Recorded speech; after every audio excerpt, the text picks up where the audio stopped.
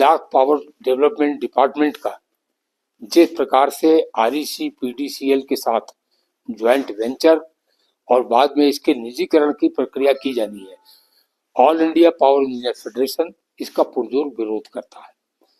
हमारे विरोध के बुनियादी कारण है।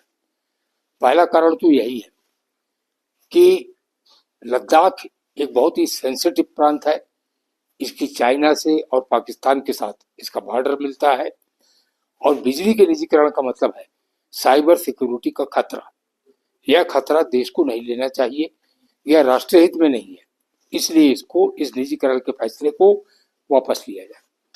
दूसरी बात यह है कि इलेक्ट्रिसिटी भारत के संविधान में, कॉन्स्टिट्यूशन में कॉन्करेंट सब्जेक्ट है। कॉन्करेंट सब्जेक्ट का मतलब ये होता है कि राज्य का और केंद्र का बराबर का अधिकार होता है। अभी जो ज्वाइंट वेंचर की बात है उसमें राज्य का तो 49% हो रहा है और केंद्र का जो आरईसी पीडीसीएल है उसका 51% हो रहा है। तो यह कॉन्करेंट लिस्ट पर है, इसका उल्लंघन हो रहा है, यह स्वीकार्य नहीं है। तीसरी बात यह है कि डिस्ट्रीब्यूशन इलेक्ट्रिसिटी का पूरे कंट्री में राज्यों के पास है, यह कहीं पर भी ज्वाइंट वेंचर में नहीं है। चौथी बात यह है कि आरईसी पीडीसीएल एक कंसल्टेंसी कंपनी है। आरईसी है रूरल इलेक्ट्रिफिकेशन कॉर्पोरेशन और आरईसी पीडीसीएल है rural electrification corporation power development consultancy limited. एक कंसल्टेंसी एजेंसी इस राज्य का, सीमावर्ती राज्य का डिस्ट्रीब्यूशन का काम संभालेगी, जिसको 1 घंटे का भी डिस्ट्रीब्यूशन का कहीं का भी पूरे देश में अनुभव नहीं है। यह भी अस्वीकार्य है, नॉट एक्सेप्टेबल। इससे अगली बात यह है कि ज्वाइंट वेंचर अभी हाल ही में जम्मू कश्मीर में 2021 में ट्रांसमिशन का और पावर ग्रिड के ज्वाइंट वेंचर की बात थी। वहां के बिजली कर्मचारियों ने इसका विरोध किया और गवर्नमेंट को उसको वापस लेना पड़ा, जो एक उचित कदम था। इसलिए यहां पर भी जो ज्वाइंट वेंचर हो रहा है इसको वापस हर हाल में लिया जाना चाहिए। ज्वाइंट वेंचर से पहली बात तो बिजली की व्यवस्था सुधरने नहीं जा रही है। दूसरी बात, बिजली की दरें बढ़ेंगी। लद्दाख कोई कमर्शियल स्टेट नहीं है, लद्दाख के लिए बिजली कमोडिटी नहीं है, लद्दाख के लिए बिजली एक सर्विस है और यह सर्विस केवल सरकारी विभाग दे सकता है। सरकारी विभाग घाटा उठाकर भी यह सर्विस दे रहा है। जरूरत क्या है लद्दाख में? लद्दाख में जरूरत यह है कि जो लद्दाख का डेवलपमेंट हो रहा है पावर सेक्टर का, उस डेवलपमेंट के अनुरूप कर्मचारियों की भर्ती की जाए, इंजीनियरों की भर्ती की जाए, उनके नए पदों को बढ़ाया जाए, जिससे वो जो कंज्यूमर्स हैं उनकी समस्याओं को हल कर सके। यह कोई इंडस्ट्रियल स्टेट नहीं है, यह कोई कमर्शियल स्टेट नहीं है, यहाँ गरीब लोग रहते हैं, हिल स्टेट है जहाँ जाड़े के दिनों में बहुत ज्यादा बिजली की आवश्यकता होती है। तो प्राइवेटाइजेशन के बाद प्राइवेट सेक्टर तो मुनाफे के लिए आएगा, बिजली की कीमतें इतनी हो जाएंगी कि यहाँ का कंज्यूमर, यहाँ का आम नागरिक लद्दाख का, वह तो परेशान हो जाएगा, आम नागरिक तो मर जाएगा।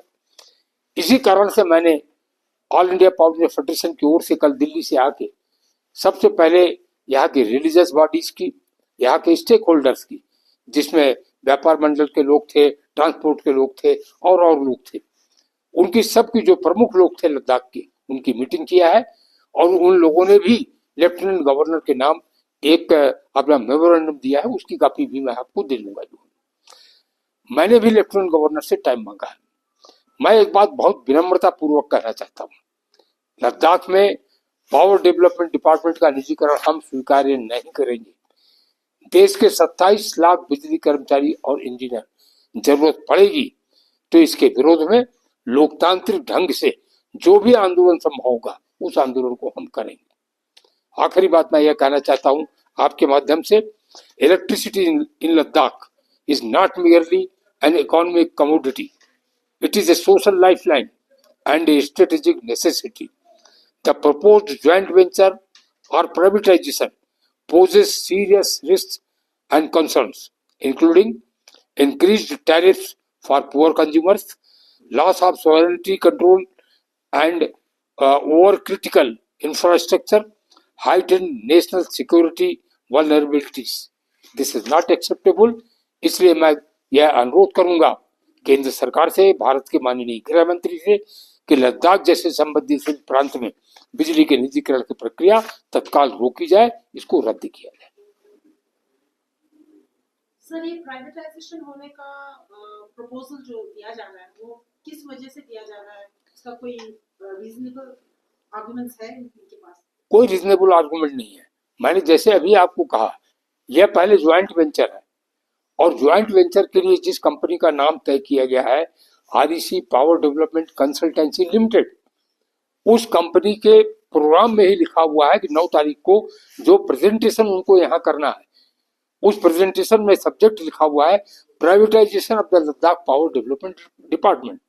इससे बिल्कुल स्पष्ट हो जाता है कि आरईसी पीडीसीएल, यद्यपि उसको भी मैंने बताया कोई एक्सपीरियंस नहीं है डिस्ट्रीब्यूशन का, तो आरईसी पीडीसीएल को तो ये काम करना ही नहीं है। वह बिचौलिए की भूमिका में है, मिडिलमैन की भूमिका में है। वह ले लेगा और किसी प्राइवेट कंपनी को दे देगा जहां डीलिंग हो चुकी होगी। सर, तो तकरीबन 1 साल से यही बात चल रही थी कि ये जो है प्राइवेट बनने वाला है, तो क्या लगता है आपको, इससे पहले आप लोगों को ये थोड़ा लोगों के सामने नहीं रखना चाहिए?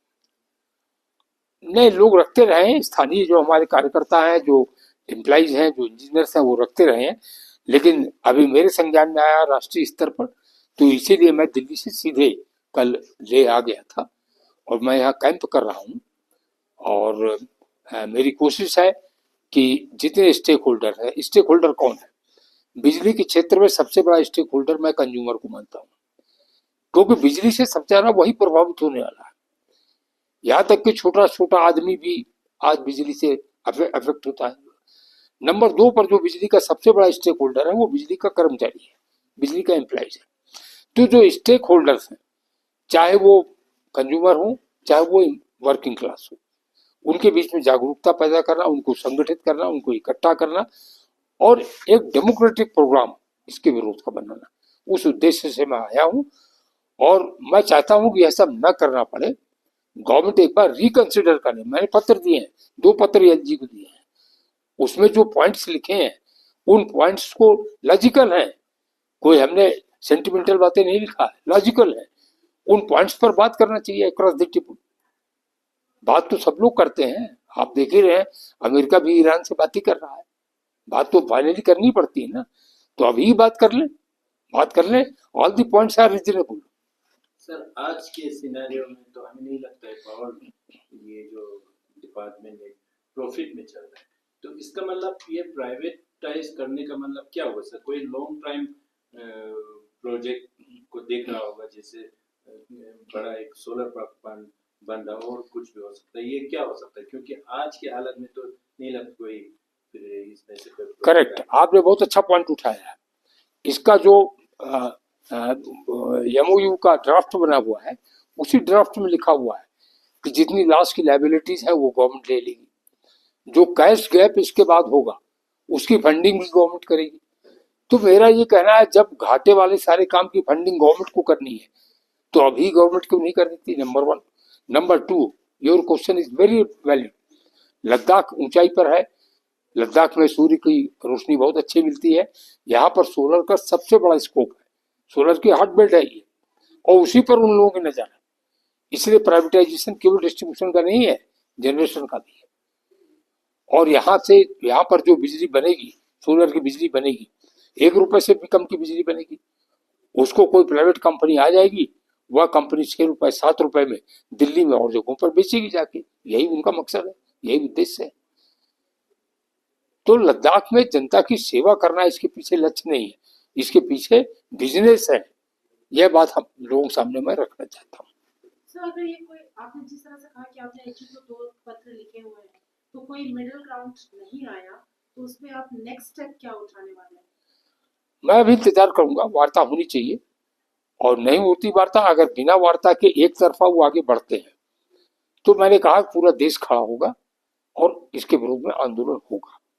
और यह आंदोलन केवल कर्मचारियों के लिए नहीं, कंज्यूमर्स के लिए भी होगा, और सबसे ज्यादा लद्दाख की जो स्ट्रेटेजिक सिचुएशन है राष्ट्रीय हित में होगा।